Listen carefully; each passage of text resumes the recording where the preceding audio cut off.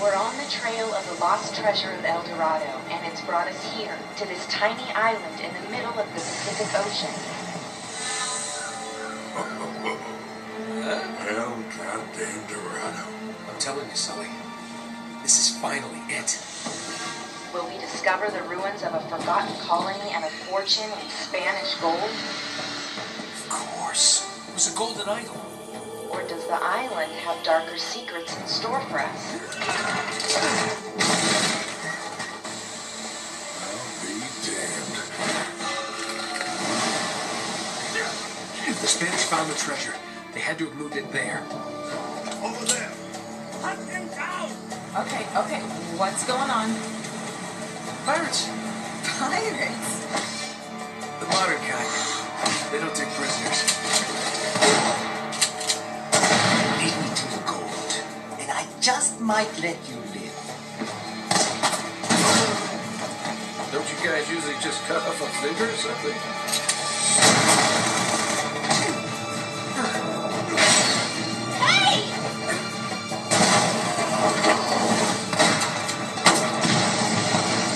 This is so not cool! How much trouble could one girl be?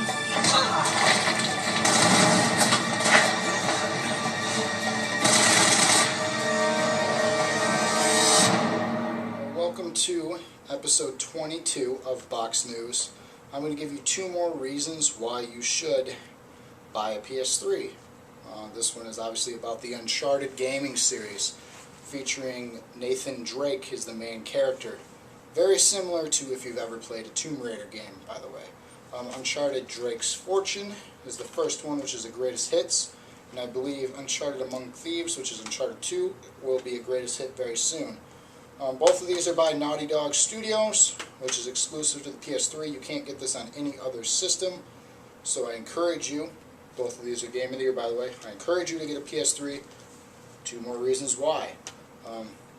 I'm not trying to say that either system is better than the other, nor am I trying to, sell product for either one. I'm just telling you what games you should play, what games you should completely avoid, and why. That's why I do these reviews, and that's why I thank you all for subscribing.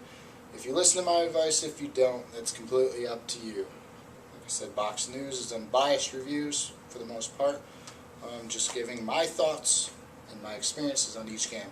Uncharted, Nathan Drake is the main character. Basically, you go through, each has its own different, well, not really different story, they connect to each other. Drake's Fortune, you go through and try to find one of his ancestors' fortunes. You go through the jungle, you go through cities.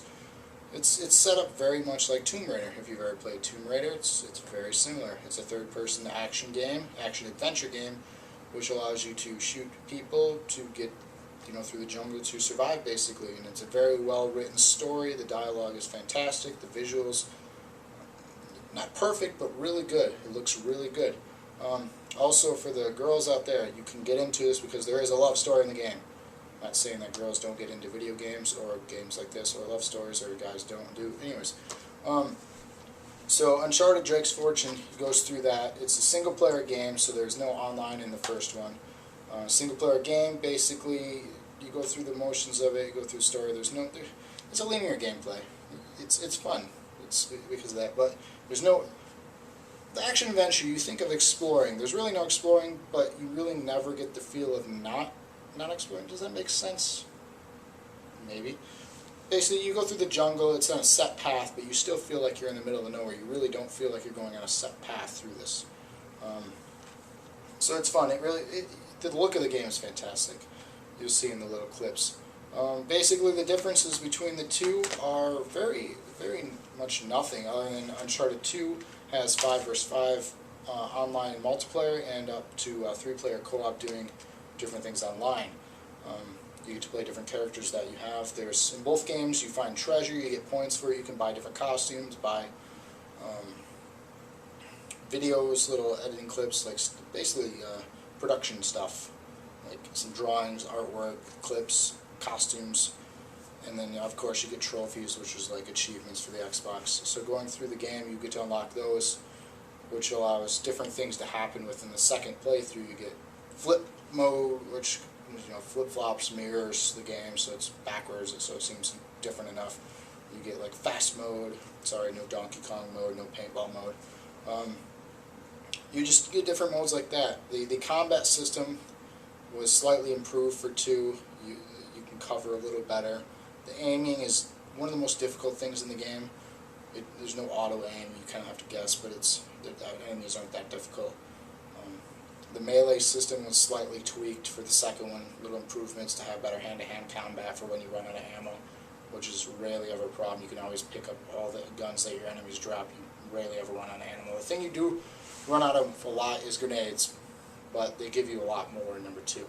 There's more vehicle stuff in 2 also for like cutscenes, little, not a mini game, but like a mid-mission kind of thing, which is really cool. There's also the Indiana Jones thing, which a lot of games are doing now, is run away from an object or something, breaking down, and get to the next checkpoint, and so on and so forth.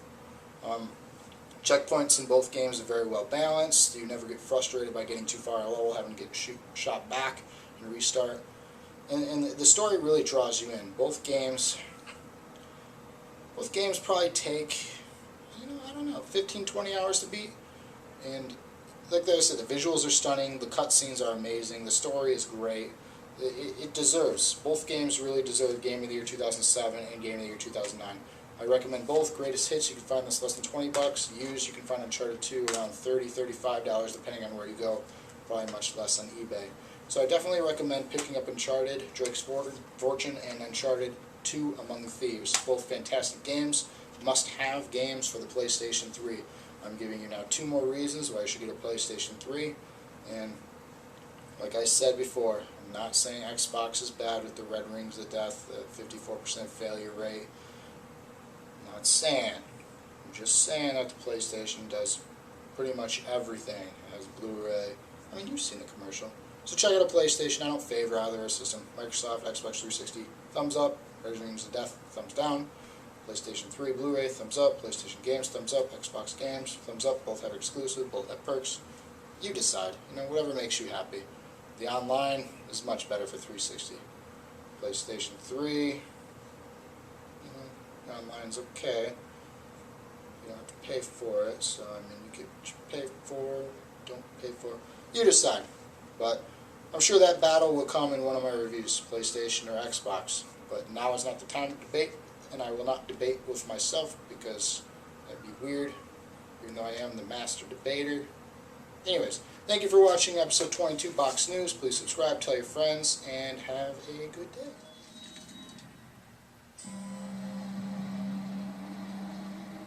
So, they have beaten you, huh? Your quest is over? What if it's only beginning? Some of the most fearsome rulers through history have possessed only a fragment of the Chintamani stone. What would a man become if he possessed the stone itself? Where did you find this guy? Lazarovich paid top dollar for Marco Polo's journals. He's been after the Chintamani stone for years. You're competing with a psychopathic war criminal for a mythological gemstone? I'm sensing some history here. Elena Fisher, last year's model. You're gonna snatch that treasure right out from under them. They'll never see it coming. Yeah, well, payback's a bitch. So, what's your angle on all this misery? Gonna get us all killed. My friend, where did you find this? You mind telling me what the hell is going on? I miss the look on your face. I know where the stone is. Pray that he is not bluffing. It's time to tip the odds. Back in our favor. Sweep the city, find him, and take him out.